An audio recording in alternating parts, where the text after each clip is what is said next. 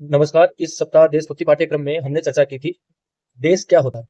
और उस चर्चा में शुरू करने से पहले एक एक्टिविटी थी, जिसमें ध्यान के माध्यम से 5 बार ये बोलना था, मेरा भारत महान, मेरा देश भारत।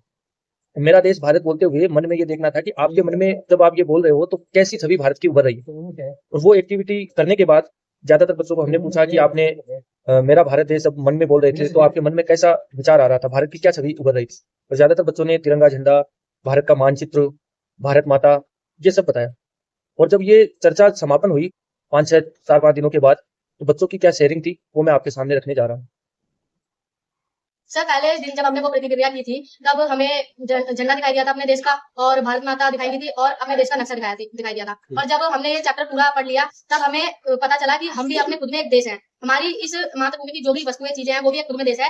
सर जब मैंने पहली बार देशभक्ति ध्यान लगाया था तो मेरे को लगता था कि मैप और तिरंगा ही देश है। आज मैंने जब ये इस पाठ को पढ़ा तो मेरे को ये समझ आया कि आज जिस धरती पर हम रह रहे हैं ये भी देश है, मेरा दोस्त भी देश है, हम भी देश है, ये देश है, देश है।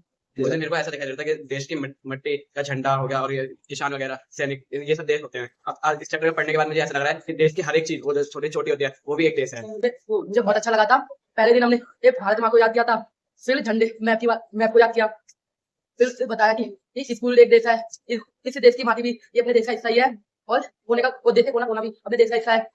वो हमारे दोस्त बेंच और स्कूल हिस्सा ही है। तो ये शेयरिंग आपको कैसी लगी? आप भी अपने बच्चों को बताएं कि भारत केवल एक मानचित्र नहीं है, एक नक्शा नहीं है, क्योंकि हम सब भारत है, इस देश का कण-कण भारत है, इसकी हिफाज़त करें, इसके प्रति अपने कर्तव्यों को, अपने दायित्वों को समझें। धन्यवाद। जय हिंद, जय भारत।